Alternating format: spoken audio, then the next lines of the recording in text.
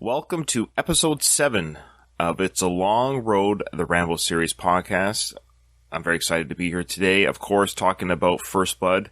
And with me, we have another special guest host from a great podcast called 60 Minutes With. It's Dave Robinson. And would I presume, Dave, that you are like the CEO of this podcast network? Yeah, I guess you would call me that, the big boss. I think the rest of the team have called me other names behind my back, but yeah, I'll take the CEO. Dave, welcome to the show. First, before we get into some of your history with Rambo and Sly, let's talk a bit about your network. What is it?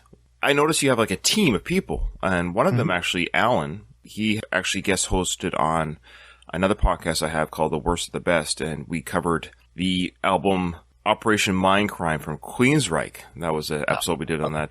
I don't know if he listens to this show necessarily. I don't know, but he definitely listened to the episode he was on with Worst of the Best and a few of those episodes. And I've listened to him on your network covering the Metallica. He did some Metallica stuff on your. So this is an interesting network because you guys cover, that's the thing, you guys cover movies, music, video games? We do, yeah.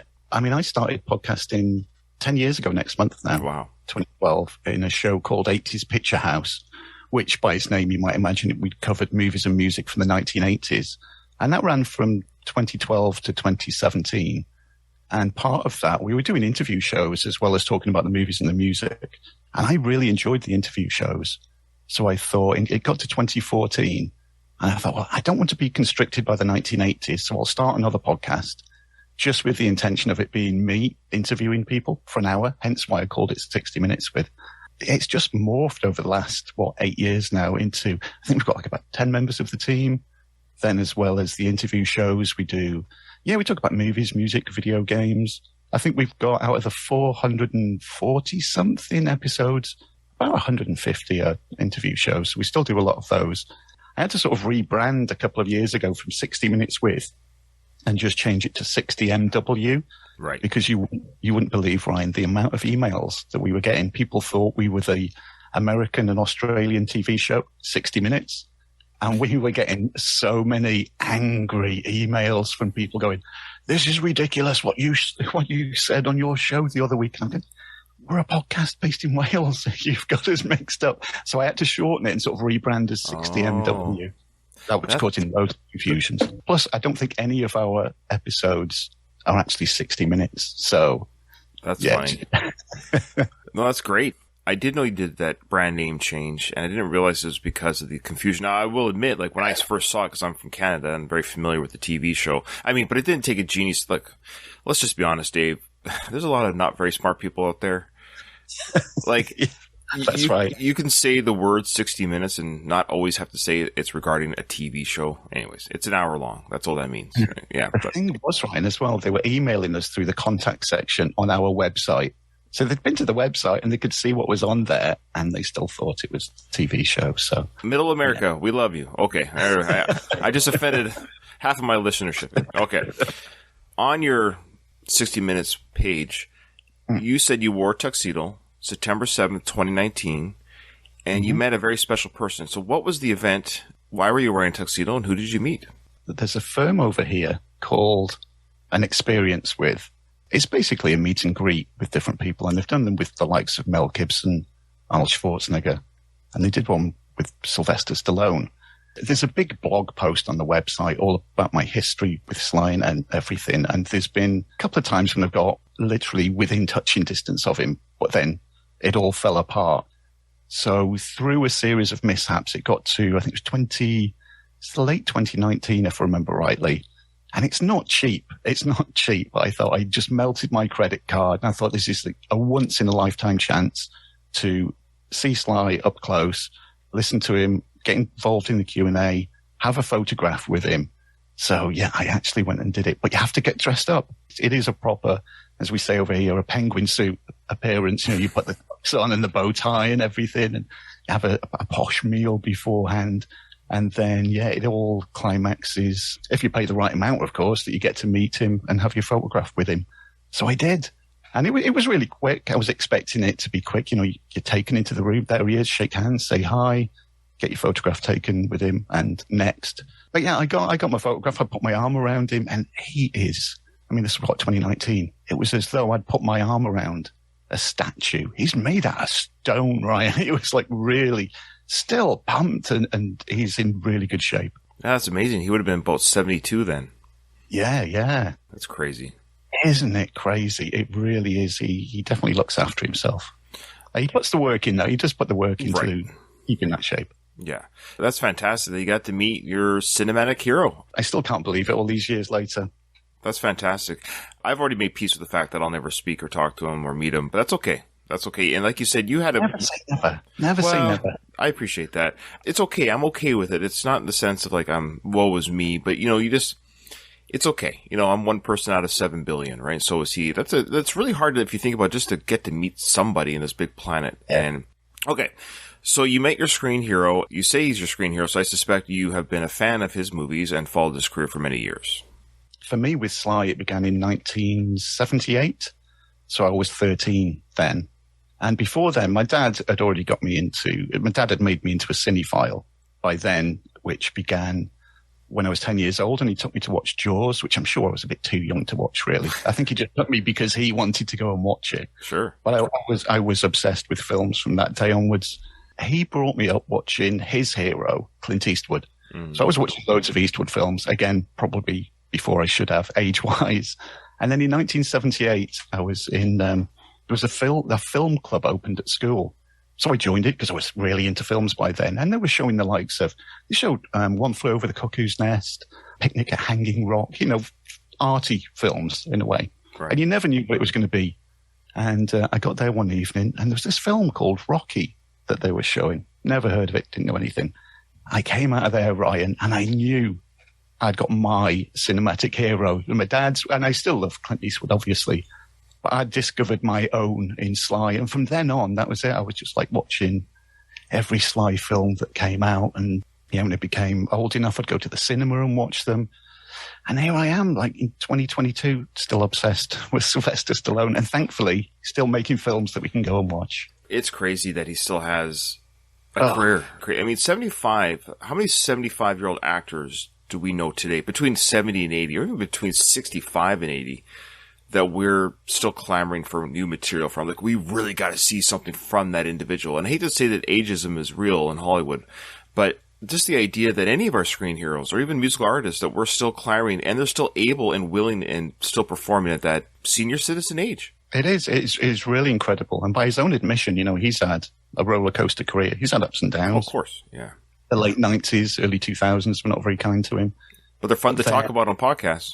Oh, wow. Aren't they just? And again, fair play to him. He never gave up. He just never gave up. And here he is, still making these awesome films. One of those awesome films, of course, is 1982's First Blood. What was your thoughts on that film when you first saw it? You must have been old enough maybe to even see it in the theaters, or just barely? I did go to into the cinema and watch it. Yeah, it was great. And again, here he was, my hero. And this was, for me, it is the beginning of it. Well, the whole 80s, the action hero decade was the 80s, and this was the genesis, especially for Sly.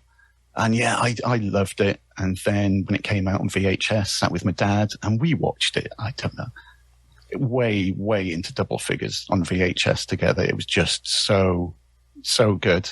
Sly is a really underrated actor, and this is one of those films that you can point to and go, look. I mean, people take the mickey out of him, but you go, look, he's a really, really good actor. And it definitely shows in this. He is a good actor, and I would say every actor that quote-unquote many people think are just good actors, I don't know, name whatever actor that... I think what it is, honestly, is because he has muscles and he has a bit of a slurred speech, I think, honestly, the public and critics have actually been a bully to him. Mm-hmm. Definitely. Because every actor that I've ever known or seen has crappy movies. Every actor. Oh, yeah. But they don't get bullied the way Sly does. And it's an interesting concept, and maybe I'm just discovering right now talking to you, but the idea he is bullied because of his slur. And I think, honestly, Hollywood, a lot of Hollywood elite are jealous of Sly because Sly has basically taken care of himself. He's made his own career with his own, he's written himself into Hollywood. And I think some people, look at Brad Pitt. I love Brad Pitt films, but has Brad Pitt ever written a character or written a film? Well, this is it. When you think, I mean, that's a really good point. When you think of what Sly has written, as well as the characters he's put onto the screen, he's so multi-talented which again, could be jealousy with a lot of people. And that comes out by just verbally and writing these bullying articles about him because they can't do what he can do. How excited are you for his TV expedition he's doing right now with Taylor Sheridan, King of Tulsa, or Tulsa King, or whatever it's called? Yeah. I'm not a huge TV watching person. We watch at least a film a day. So it's not too often we dip into TV, okay. But obviously if Sly's in it, I'm going to watch it. There's no way I'm not going to watch anything that Sly's in.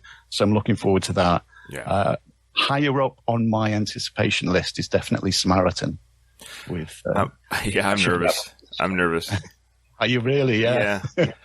What do you think might happen? What is it that you're nervous about? What do you hope doesn't happen that you might be nervous about? That it's not Escape Plan 2 or 3. Escape Plan 2 especially, that was pretty bad. Escape Plan 3 is better than 2, but then you couldn't really get much worse, could you? At the time of this recording, we've already recorded a review of Escape Plan 3, myself and Doug and Craig, and that will be released shortly. I look forward to that. Yeah, we close up our trilogy of the Escape Plan trilogy. All right, well, let's roll right into it. You haven't heard the episode yet, of course, but the last episode that we recorded was myself and Adrian from the Arcade Attack podcast. We ended with Rambo putting his knife to the throat of Sheriff Teasel. This is where, of course, Rambo says, "I'll give you a war that you'll never forget, and you'll let it go. Let me go, or leave it alone, or drop it," whatever the exact dialogue was. And, of course, Teasel falls to the forest floor and does an amazing, Brian Dennehy does an amazing job acting there of that kind of cry, the stress cry that he does then. Do you want to share your feelings on Brian Dennehy overall in this film? I think he is brilliant in it. I'm a fan of him anyway from his work. Recently rewatched Effects and Effects 2 that he's in as well. He brings a certain gravitas to everything that he's in, and he's always very committed to everything that he does. He's a really good Teasel in this because every time I watch it, and because, we've both watched it enough times that you know everything that's going to happen and what they're going to say. But every time I watch it, I still love hating him because he just winds me up every time. Everything that he's doing because he's so full of himself and he thinks he's more than he is. And I mean, that is a sign of a good actor when he can still, all these viewings later, he elicits these emotions from you. He's fantastic. His performance, I mean, like you, I'm watching this again for the umpteenth time, but now watching this like we were doing with the Rocky films and my other podcast, just watching the scene by scene and kind of dissecting what's going on and kind of like a slow watch, you know what I mean? Yeah, and every time he's on screen, he just pops. There's something about the way he clips his words, the way he enunciates things. And Brian Dennehy, the more I watch this film, he should have been nominated for an Oscar for a supporting role at the very least. Definitely. And one of the things, because I rewatched First Blood again the other day, and then, of course, he's got the commentary tracks on. And I was listening to Sly talk about him, and he was saying that as Teasel, he was given quite a few opportunities just to improvise. And the scene that we're going to get to is one of those where he could improvise a little bit. The skill to have that where you can go off script and improvise and stay in character and still deliver everything that's needed and more is, I know I couldn't do it, that's for sure. Which is why I'm not on the screen in any big films, I guess. No, neither am I. It would be kind of fun. I've sort of like dreamed of this. You ever watch Star Trek? Yes. Yeah, I love Star Trek. Yeah, I love it too. So there's the holodeck, of course. And I've always loved the idea of like, if I could have my own holodeck, so there's no real audience, but then put myself, like I'd create a holodeck program where I'm on the set of a movie and I could play the role of whatever movie I want. I'm Rocky, I'm Rambo, whatever it is. And then, I know this is really meta, but I would have it so I'm on the set, but nobody would criticize my acting, but I would give it my best. And then I would watch the final film as it would have been filmed and shown to critics and see how I am in it, just to see if I could pull off any kind of acting job. And I know I wouldn't, but it would be kind of a fun thought experiment, or kind of just to see what you would look like in a film if it was done properly on a proper budget, but how your role would actually like, oof, Ryan, you're bad. But it'd be fun to watch though, I think. That's awesome. What a great idea. Yeah, I'd love to do that as well. That would be so much fun. I think we'll be dead by the time holodecks are around. All right. Yeah. Okay, so here we go now. The next scene, of course, is the world is gathering in Hope, Washington, obviously Hope, British Columbia, and it's really crazy to see all the people hustling and bustling around. It's amazing how many people are on site right now. Move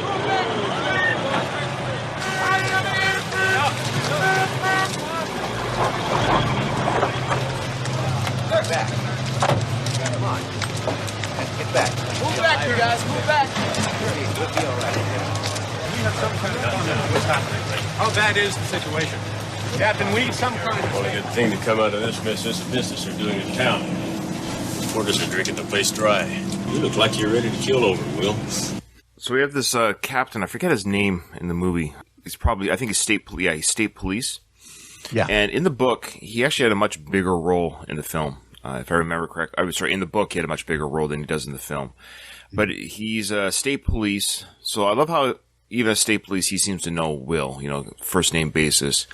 And but what we're seeing before this captain enters the tent where Teasel's being treated for his injuries is just a variety of people. There's just, you got ambulances, and we see the cops that Rambo has maimed, not killed, being put into ambulances. So we are seeing that officially Rambo hasn't killed anybody. Because even I think when people first watch this film, I don't think they're too sure. I don't think it's quite obvious when you first watch. It's not till multiple viewings and chatter about the film after the film came out that people are really realizing that Rambo, other than Galt, it never effectively killed, or purposely so, never kills anybody. But they're showing you right here the cops are being put into on stretchers, and they're being treated. Will's being treated here. Do you remember when you first saw it? Did you actually walk away thinking nobody was killed? I don't think I did. If I remember rightly, I thought there was quite a few deaths from that first viewing, which is some clever filmmaking. When you go back to these rewatches and you go, no, I mean, there was Galt, which you could argue it was an accidental death. He didn't purposely kill him. But apart from that, well, unless you're going to include the dogs, of course, no people were. And yeah, I think that's a really good point that people that have just watched it maybe the once would go, oh yeah, that's a violent film, all those people that died in it, when they don't. Which is weird because you get to this point of the film, and like you say, when the state police and it walks in and we've seen outside, and it's full of all those ambulances, and there's the National Guard and there's reporters, and there's getting on. There must be over 100 people out there. It's bedlam out there. And this is for one guy. This is one guy that they're after. Already there's people out there thinking, yeah, we could be up against it. Teasel doesn't, of course, because he thinks he can beat him single-handedly. Yeah, there is a lot of support here. I will give them credit that they're able to. I know it's a film, but even still, there's a lot of activity for one. Like I said, one person. He's only been out of jail for maybe 4 hours. It's not been long, has it? 5 hours. And all of that, yeah. All of the people that we've just seen have already been contacted and said, right, get over here. And they've converted into this one place because of this one guy. And the captain actually mumbles to himself, hey, well, at least the small town businesses are booming to feed all these people. Yeah, there's always a plus side to everything. All right. Yeah, so Rambo, he might not have got something to eat, but everyone else is. Yeah. Why don't you go home? It's my problem now. Your problem. Listen, Dave, don't give me any of your horse shit about jurisdiction in this one, you understand? Would you like me to step outside? Just finish up what you're doing. So there's a guy fixing him, and that's who was speaking there. Should I go outside while you guys are arguing with each other? Just finish what you're doing. Yeah. It's again, Teasel, he's not going to give up, is he? No. He wants him. He doesn't want anybody else involved. He's angry that all these people have been called in because he wants to settle it. Well, he does at one point. He sort of he gives a lame apology later on in the film that, he could have caused this, but he's just so angry and wants all of this sorted himself and wants to take all the acclaim for it. But I find his behavior here a little bit. The last episode ended with him. He just had the knife at his throat, and he knew at that moment this young vet could have gotten him right there. You would give up, wouldn't you? At that point, you'd go, okay, I will call in the National Guard and the state police and as many people as I can. He's just so hard-headed that he won't admit to himself that he's not going to win. Well, that's what I don't understand, because we saw the real Will Teasel in that moment, because there's no one around, no cameras, no state troopers or National Guard. He collapsed to the ground and cried. Yeah, there is that side to him, but he just won't let it out unless in moments like that when there's nobody to see it. So it's just interesting that just happened, but now he's still kind of back. I'm back and I want this guy. Don't give me crap about that jurisdiction there. I'm going to take this guy out on my own. He would go out with a gun by himself if you could and just chase him. I think he'd like that. Well, he sort of does at the end, I guess. Well, yeah, that's true. So what we are going to hear here, folks, is a reporter. I love this news report. So just listen to this report and picture you're at home listening to this report. I think it's a great report. It's just kind of funny. Somewhere in this rugged mountain countryside, possibly above the snow line, shrouded in mist, the fugitive John Rambo is hiding. Units of the state police, along with local members of the National Guard, are now being mobilized. What still remains unexplained by local authorities is just how and where the former Green Beret came into possession of the weapons with which he allegedly killed one deputy sheriff and tried to kill 6 others. Only their skilled training and police enforcement techniques saved their lives. And word now is that the fugitive will be in custody in a matter of hours. I love the media spin, even back in 1982. Nothing much changes in that way. I mean, now there'd be how many different TV stations would be there now? How many people would be there with their cell phones and streaming it live to social media? It'd be such a different thing. But I love how they were saying too, or the media was saying, we don't know how Rambo got in possession of this weapon, and he tried to kill 6 other officers, but failed. And the only reason why they failed was because the training, the techniques of these local sheriff police guys, that's how these guys are still alive. What a great spin. It is, isn't it? It is, yeah. Like you said, nothing much changes. It's still, don't believe everything you see on TV. It is ridiculous. Maybe it's just for the viewer here of this movie to get that kind of chuckle, but it really is a joke. The news media, they give whatever spin they want to give to the public. So it's kind of these half-truths. Yes, there's a fugitive out there, but again, in this narrative, they're trying to tell the public, oh, everything's fine. He's going to be caught in a few hours, and don't worry, the professionals are on this. Yeah, we've got the upper hand. Nothing to worry about. Go about your business. He'll be caught in the next hour. And I love how he says, possibly above the snow line. What does that matter? Yeah. I love that little shrouded in mist. He's like giving some sort of like Ernest Hemingway news report. Oh, yeah, giving a very descriptive report there of what's happening around him. So now the guy with the busted nose is coming in, and the broken hand from the fight at the police station. So this individual, I forget his name. We're going to hear it shortly here, but he's the one that was actually in the force. He got his nose broken. I think the actor got his nose broken in real life, apparently. Yeah. And so he's about to come in and talk to Will in the tent now. Maps, Will. Willard. Sorry, he just gave Teasel some maps. And now he's about to say, Will, there's something I think you ought to know. Something I think you ought to know. Talk to you later, okay? What is it, Lester? What is it? For Christ's sake, spit it out. Oh, well, I was just talking to Mitch, and he was saying that Galt and a couple of deputies were a little hard on the guy. Assholes. Doesn't make one goddamn bit of difference, Dave, and you know it.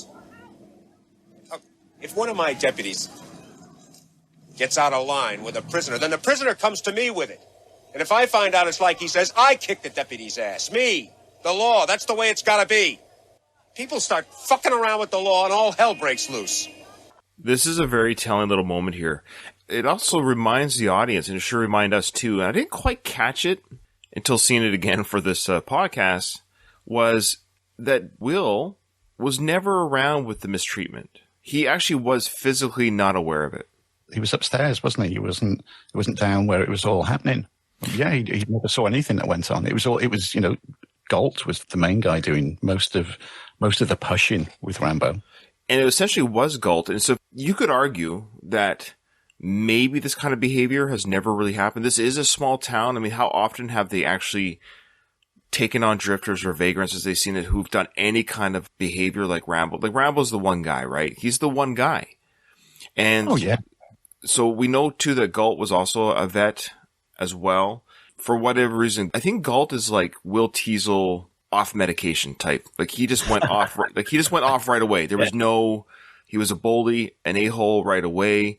Teasel might have been, aware of Galt's predisposition to be a jerk, but he's never seen it before. Maybe this has never happened before. And so he was wholly unaware that Galt was just having a heyday with the prisoner down there. In the 80s, nobody told on Galt. Nobody went to Teasel because they knew they were friends. They knew they were best friends.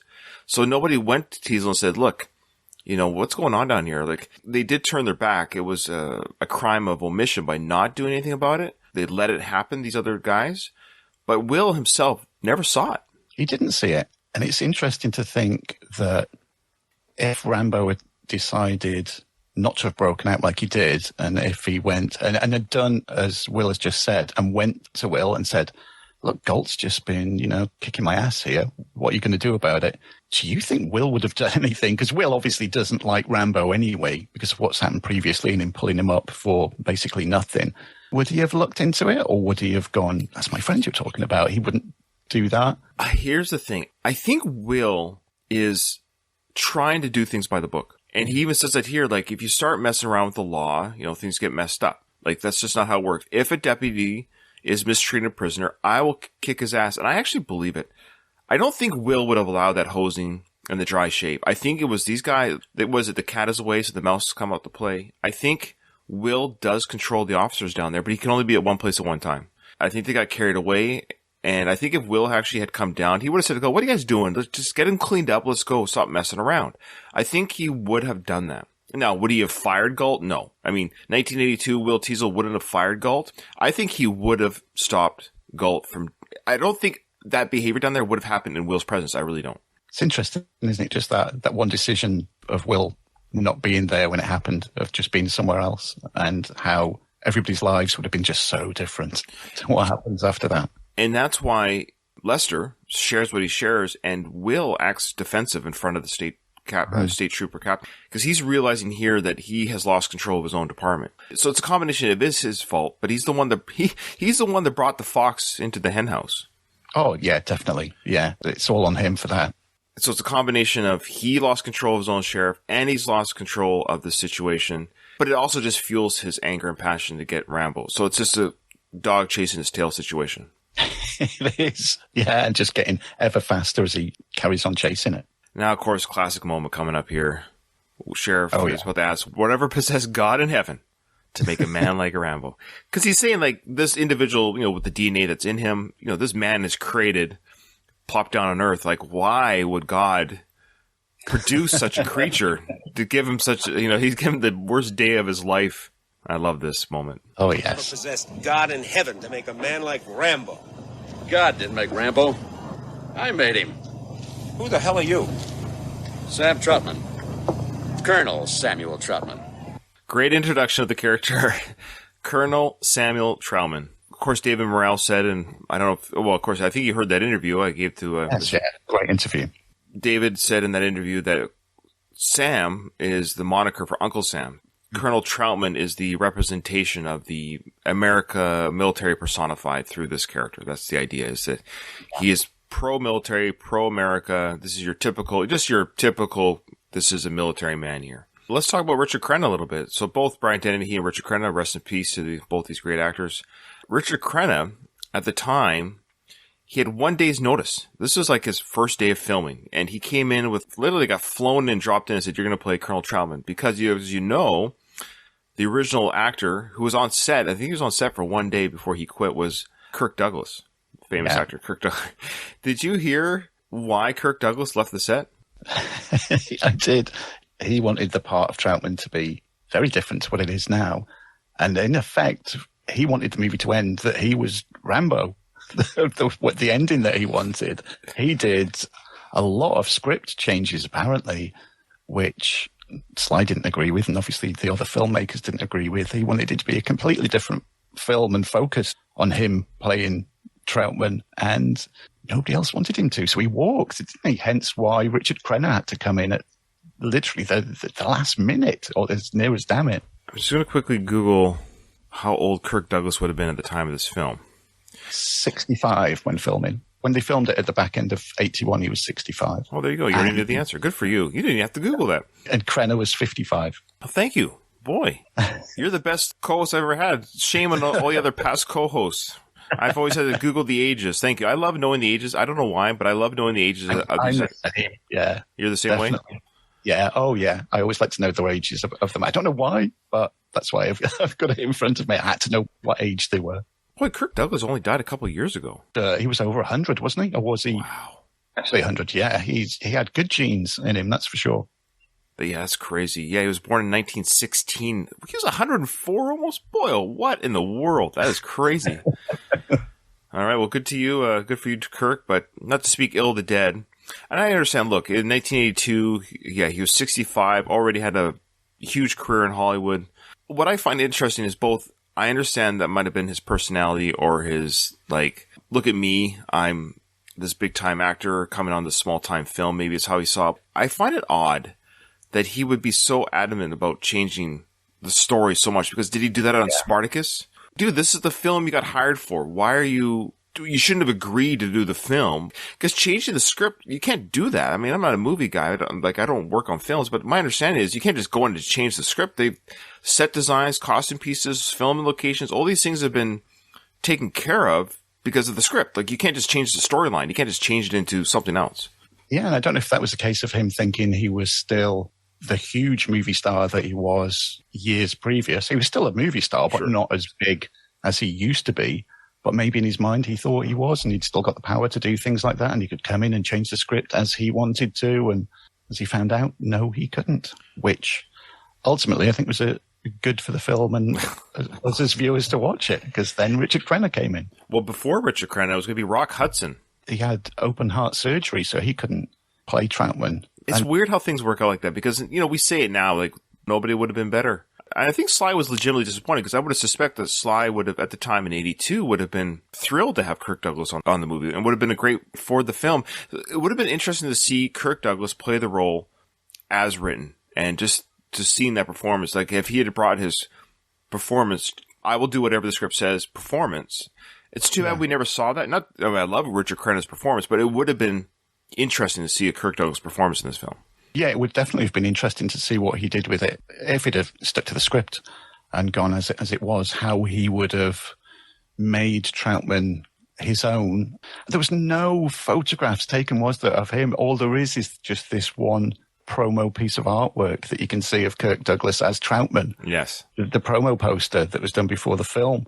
He looks good in it. When you see him, you think, yeah, he looks good. Yeah. I mean, nowadays there'd be videos and photographs. There'd be all sorts everywhere about him, even if he was on set for just a few hours. But all we've got now is just this one piece of promo artwork. But I'm surprised he even went that far. Yeah, they actually had, that's how committed to the role he was at one point, that they were starting to create the promo work for the movie. Yeah. And he was kind of, I think his picture was bigger almost than Sly's. He would have seen the script and agreed to it and went, yeah, I want to be Troutman in this. Yeah, and then... weird. Yeah, after he'd agreed to the script, then go, no, I want to change it. So, you know why? Again, honestly, this is undermining of Sly. Yeah, it is. It is. And Sly hadn't got the power that he did later in the 80s, that he could oversee as much as well. So he was being undermined more, where later on in his career, you know, and by his own admission, Sly's ego went a bit out of control. I don't think anybody would try to have undermined him. Well, you know, he would talk about ego. That's what Kirk Douglas was doing. I mean, ego was just part of being in Hollywood, you know. Yeah. I hate how, again, Sly gets slammed for his ego, but my goodness, 65-year-old Kirk had ego. I quit. You know, I'm not going to have it my way. I'm out of here. But he's a screen legend that nobody ever talks about, his little hissy fit. You know, people all have egos in Hollywood. You can't be a alpha male type or female, whatever, movie star, unless you're kind of not used to getting your own way, but you got your own way, but you're at the top of the game for a reason. That's it. With the character of Troutman, with Kirk Douglas gone, of course, Richard Crenna come in. And other names, I mean, the internet, don't believe everything that you read on the internet, but names that have been out there and how true they are, I'm not sure. I haven't triple sourced everything. But you got names like Chris Christopherson. Right. You mentioned Rock Hudson, Lee Marvin. And these, I'm going to give you three names. I've not heard of these, but I am in Wales, so I'm presuming these are American. Yes. Jackie Mason, Milton Berle, and Charles Nelson Riley. Okay, I don't know the Charles Nelson one. I think Rock Hudson, sure, maybe. But yeah, I think after Kirk Douglas, all those names you just mentioned, yeah, Richard Crenna. Perfect. Now, he just got off playing a gay doctor in some Broadway show, like just moments before. So apparently his voice was kind of like, Sly tried to say, he didn't want to, be politically incorrect, but he kind of just said it was effeminate. Like he had Yeah. Richard Crenna had changed his voice to sound like a gay person may sound in the show that he was producing anyways. That's how that character sounded. So a little bit more feminine, high pitched, voice. And so he came in and started kind of sounding that way. And Sly's like, no, dude, you gotta lower your voice and sound more like a hardened colonel in the military. He's like, oh, sorry, that's how fresh off the boat he was from one project to the other, is what I'm saying. So I think it's kind of funny. It is. That's a really good example of how, like you said, how close he was between characters, that he needed that little bit of time to transition from one character to the other, who's still carrying this previous character with him, like you said, with this effeminate voice. Yeah. And maybe the mannerisms with it. And this will be a really, really niche thing to mention that I'm sure only a few people here in the UK of a certain age will know. But I remember the first time that I watched First Blood, and then Troutman appears and he's framed in the entrance of the tent and he's got the beret and the long raincoat on. There was a situation comedy over here in the 70s called Some Mothers Do Have 'Em. And the main character was called Frank Spencer. And he always wore a beret and a long raincoat like Troutman. And I remember watching it thinking, that's Frank Spencer. And even all these years later, I still get a flash of this character called Frank Spencer. Again, I'm presuming a lot of people listening to this will have no idea who I'm talking about. Google Frank Spencer, you'll see the similarities just in the beret and the raincoat, and that's why I always think of him, even to this day when I watch it. Well, it's fantastic. I love that kind of stuff. I will. I'm going to do that right after. Okay, what I also love, though, when Colonel Troutman, of course, walks into the tent with that big... I love how the timing of it... like, if he had stopped to get a cup of coffee or, go to the bathroom, he just happens to walk to the entrance of the tent during that great moment with Brian Dennehy's character saying, what God in heaven made. The timing, like, Colonel Troutman must have been, hey, this is a perfect time to make my entrance. What a great line I get to say. Instead of saying, hey, I'm Colonel Troutman, I love that. Yeah. I love those little moments in film where you think of all the things that had to happen for that exact little clever little moment or line of dialogue to happen. I know it's a movie, but thinking in the reality of this universe, the timing of that dialogue, boy, what a clever entrance. Aren't you lucky you got to make that entrance? Or even to think that Troutman was waiting outside just out of sight and just waiting, hearing what we're saying. And then he heard that and thought, yes, now's the time. I'm going to step into this tent and make my entrance. Now, he says that I made him. Now, in the book, Troutman and Rambo never met. Yeah, they're not as friendly, are they? They haven't got the connection that they've got in the film. No. So in the book, Troutman's a complete stranger to Rambo. Rambo's only connection to him was he was I forget the rank, but he was the leader of Rambo's training, kind of like on site, and you would hear Troutman's voice over the speakers. That's it. They never met. They never had any kind of relationship. And in fact, in the book, Rambo wasn't sure whose side Troutman was on. He knew that Troutman had joined Teasle in the hunt for himself in the book. He felt betrayed as he saw it. He thought he was helping the police. There was no indication in the book that, Rambo didn't know Troutman. There was no relationship. Yeah, I mean, that's the big difference, isn't it? But in the movie, we learn that Troutman, of course, made him, that he was an instructor to Rambo right from the boot camp days. But at least for this film, too, we know that, truly that Troutman was there from day one. So he did create Rambo. He did create him. And the institution, of course, that he's in charge of. But they also have a personal connection, So when Rambo hears his voice later in the film, he knows very well who's talking. Yeah. Sly refers to Troutman as Dr. Frankenstein and Rambo as Frankenstein's monster. Which I think is a good analogy. Perfect analogy. Look, we're a little busy this morning, Colonel. What can I do for you? I've come to get my boy. Your boy? I recruited him. I trained him. I commanded him in Vietnam for 3 years. I'd say that makes him mine. I wonder why the Pentagon would send a full-bird colonel down here to handle this. The Army thought I might be able to help. Well, I don't know in what way. Rambo's a civilian now. He's my problem. Boy, Teasle, relax. Already, they're just rubbing each other the wrong way, aren't they? Yeah, like, here's a guy who's coming to say, look, your boy, I love that, your boy. Well, yeah, I've been with this guy. His whole military career, I was with him. That makes him mine. Yes, I know he's a civilian right now, but however, I know how he operates. I know how he thinks. You might want to listen to what I have to say. I could offer you some help. Like you say right here, I'm here to help. Mm-hmm. Can I help? And Teasle's like, no. And Colonel Troutman continues with it. He says right here, I don't think you understand, which is an understatement of the year. That is an understatement. I think with Troutman's training and the man that he is, he within seconds weighs up Teasle and knows exactly the type of guy who he is, the way that he's acting, from the things that he says. Because of that he's weighed him up so quickly. This is one of the reasons why Troutman then goes on to say a lot of the things he does. almost just like winding Teasle up a little bit and teasing him that going, you're not as good as you think you are. Rambo is who you think that you are. And they have that little sort of wordplay between them. Keep in mind, too, that Troutman doesn't know what Teasle's been through personally. Yeah, he doesn't, does he? We as a viewer know, but you're right. Troutman has sized him up pretty. He's ex-CIA. He's reading Teasle obviously, with all the people he's worked with in the military, he's reading Teasle very clearly here. And he might even know, he might have done some research that he knows Teasle maybe is ex-Korean veteran himself. Yeah, you think he'd have done his homework before he goes there too. Professional guy that he is. I don't think you understand. I didn't come here to rescue Rambo from you. I came here to rescue you from him. So there you go. There's a little line dig there. Yeah, Will doesn't like that, does he? Oh, no. He's just so sick and tired of seeing what this guy can do, and now he's hearing it from the guy that trained him. Look at Teasle's face here. So you think that Teasle just wants to shout, enough already! Enough about this John Rambo. He's not a happy guy at this point. Well, we all appreciate your concern, Colonel. And we'll try to be extra careful.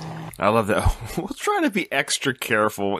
Okay, we'll be very careful around him. But Teasle, did you not just see what happened to yourself and 6 of your officers? He manhandled you guys very quickly in short order. Why is he not understanding this?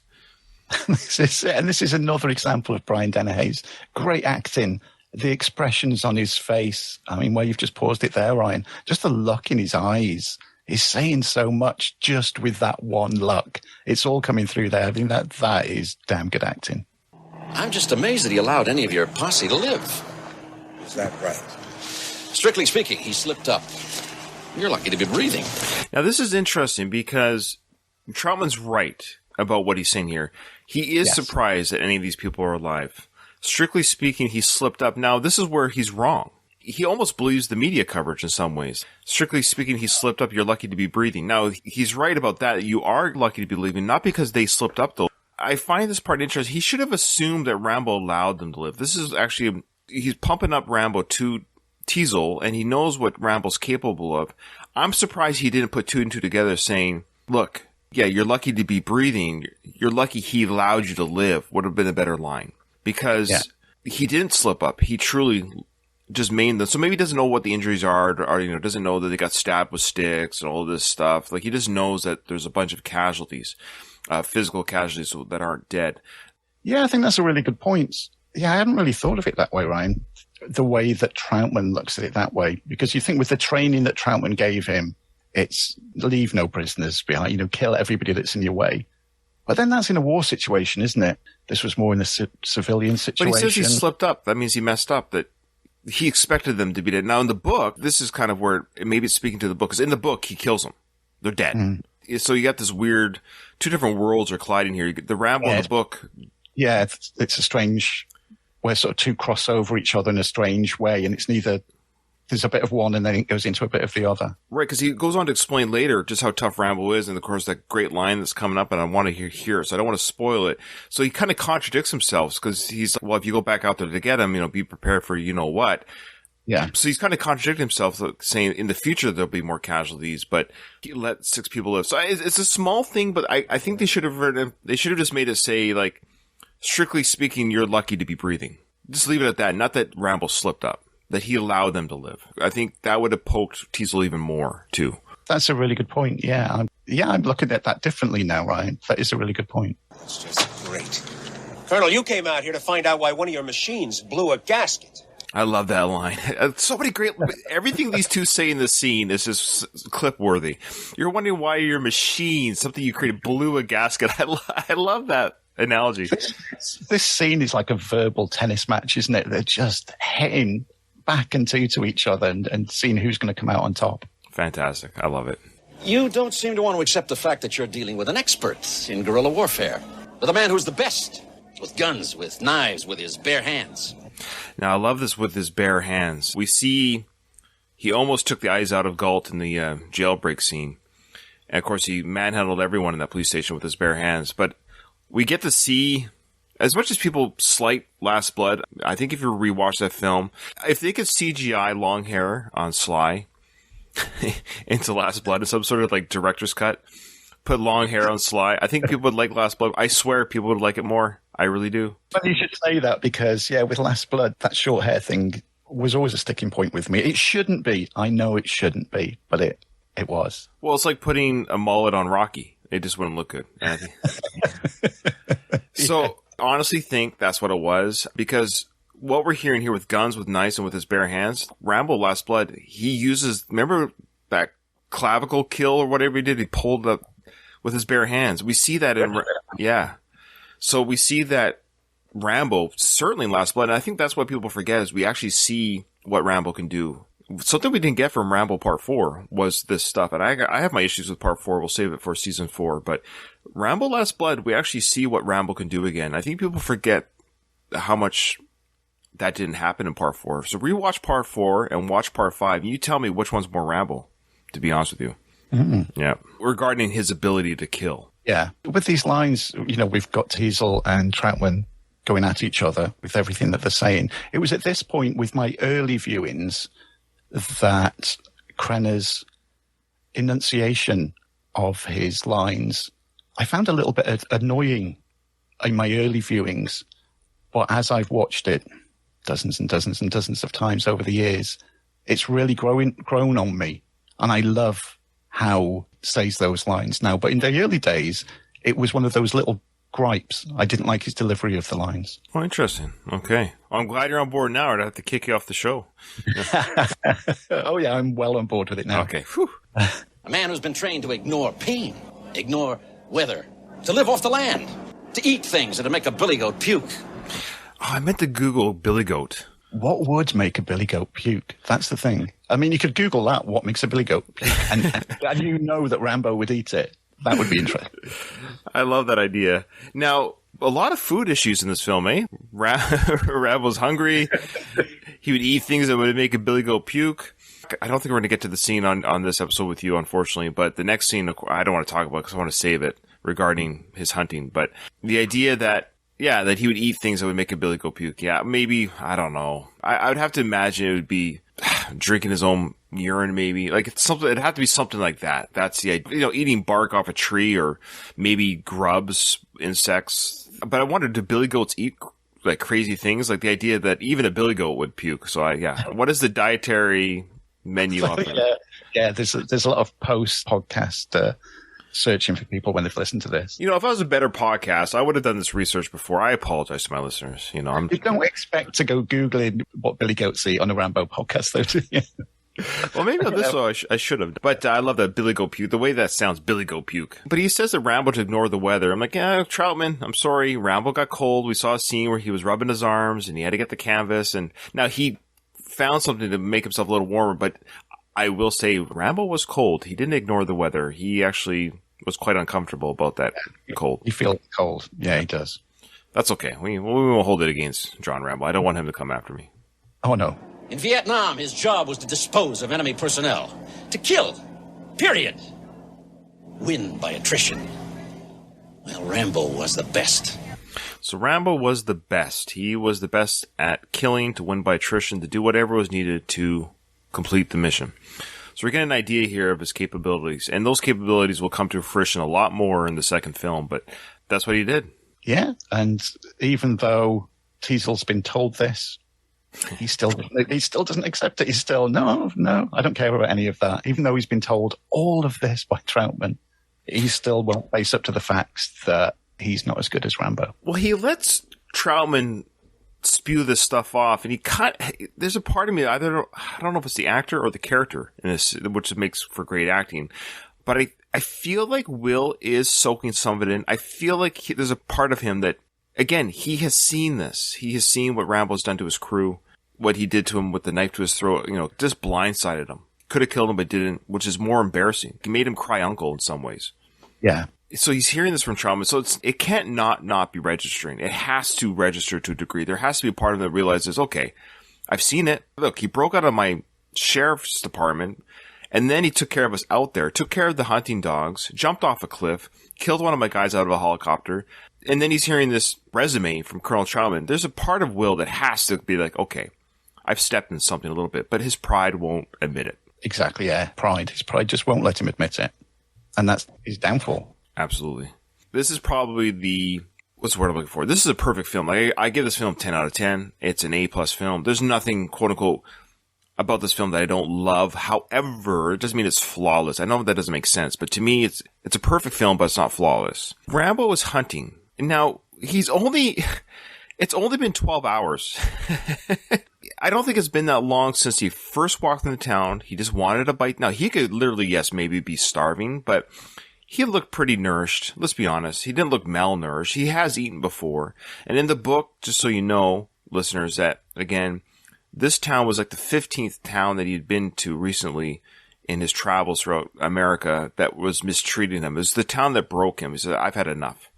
Yeah. So he's actually been mistreated in other towns. It just happened to be this one. It's like, that's it. I'm done. I'm done being mistreated.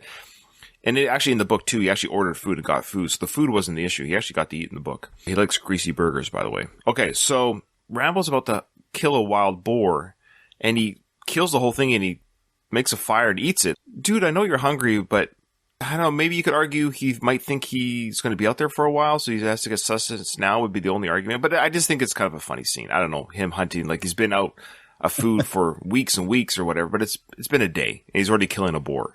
Yeah, I've looked at it that way, that he thought maybe he's going to have to hide out there for a few days. So do this one kill, stock up on boar, and he's good to last it out until it all dies down a little bit. Now, in the book, he did eat something, but I was going to say that would have been more reasonable. What he does in the book is actually more reasonable. He kills an owl. He said it wasn't very good meat, but he actually plucked the feathers, cooked it, which is a much more reasonable cooking. But I love how in this movie, Sly's got to kill a boar. It can't be a rabbit or a bird. It's got to be, something half his weight. Yeah, something big. Yeah. So he's got his Rambo knife tied to the end of a stick, like a spear, like he's gone full primal here. Oh, yeah.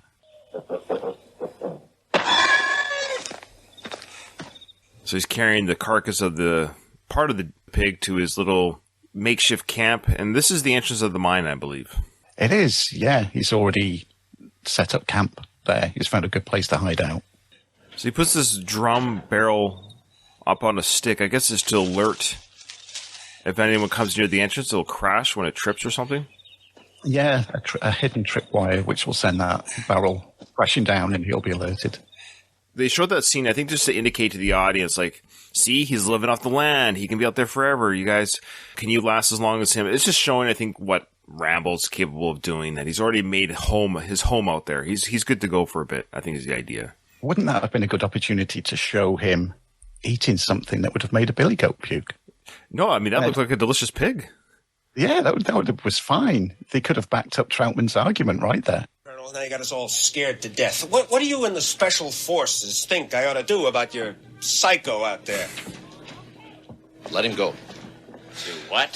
For now. Diffuse the whole situation. Diffuse him. Provide a little gap and let him slip through it. Then put out a nationwide APB. In a couple of weeks, you'll pick him up in Seattle or someplace working in a car wash. There'll be no fight and nobody else will get hurt. I do my own work. Okay, this is very interesting. This is actually what Rambo asked. Yeah, it is. Leave me alone. Yeah, just leave him, and all this will die down. They can pick him up later, but no. This was another out for Teasle right here, where he could have said, okay, let's do that. We'll call all of this off. We'll pick him up in a few days, but no, pride again. I love his response, though, after you heard that resume. Now that you got us all scared, like some sort of bedtime story. Yeah. Oh, such great stuff. He just won't give anything to Troutman here. Oh, nothing.